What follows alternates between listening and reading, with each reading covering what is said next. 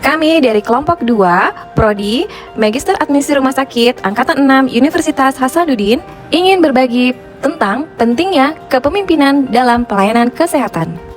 Peran kepemimpinan sangatlah penting, terutama saat terjadi krisis dan bencana. Contohnya pada saat terjadi tsunami dan pandemi COVID-19, di mana para pemimpin pelayanan kesehatan harus mampu mendukung para staf serta mampu berkolaborasi dengan institusi lainnya. Pemimpin harus mampu menetapkan prioritas. Seorang pemimpin perlu membuat keputusan cepat, menganalisis data, dan berkolaborasi secara berkala pada berbagai stakeholder, dan memimpin tim melalui berbagai dilema pelayanan kesehatan. Kepemimpinan dapat membangun atau sebaliknya dapat memecahkan suatu organisasi kesehatan. Kepemimpinan yang kuat sangat berperan khususnya pada saat di awal pandemi. Saat semangat tenaga kesehatan menurun, pemimpin harus peduli pada kebutuhan masing-masing staf. Sistem pelayanan kesehatan adalah organisasi besar terdiri dari berbagai departemen spesialis, kantor, dan grup-grup profesional lainnya yang memerlukan saling berkoordinasi. Di lingkungan yang kompleks tersebut, pemimpin pelayanan kesehatan perlu menguasai berbagai gaya kepemimpinan untuk dapat mendorong para personel dari departemen yang berbeda untuk melaksanakan tugas yang berbeda. Perubahan kepemimpinan kesehatan dari waktu ke waktu. Dalam mode kepemimpinan kesehatan tradisional, mereka yang berada di puncak hierarki membuat keputusan dengan sedikit atau tanpa masukan dari staf perawatan kesehatan lainnya.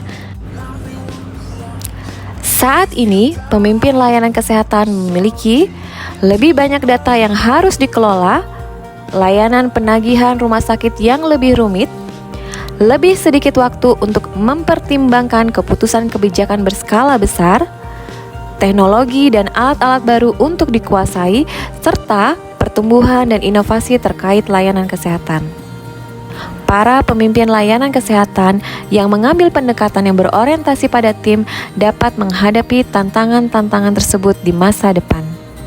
Gaya kepemimpinan transformasional.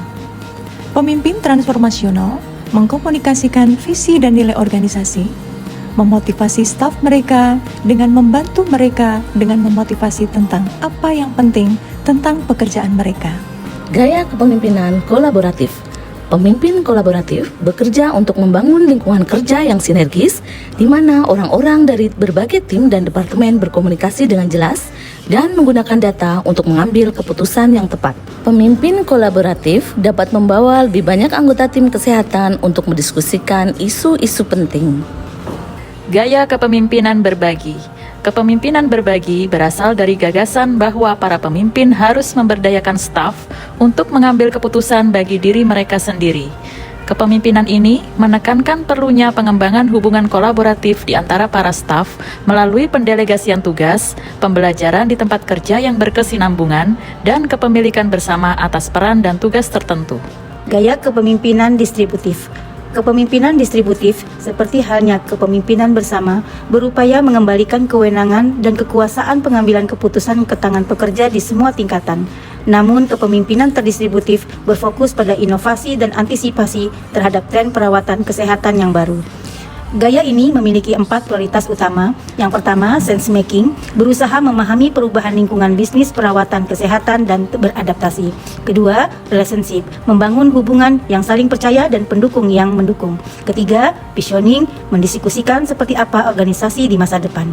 Keempat, inventing, menciptakan solusi baru untuk masalah kesehatan. Sistem pelayanan kesehatan perlu selalu beradaptasi. Contohnya, dalam perekrutan tenaga kesehatan dengan keragaman ras dan gender, serta mempekerjakan para profesional yang terampil dalam layanan kesehatan sehingga menjadi lebih efisien dan adil. Kepemimpinan dalam bidang kesehatan dimulai dengan visi yang jelas untuk dapat menciptakan organisasi yang sehat dan berfungsi dengan baik. Para pemimpin di bidang kesehatan saat ini memahami kompleksitas sistem yang dijalankan. Pemimpin memiliki kepedulian baik terhadap sesama pekerja dan pasien. Terima kasih.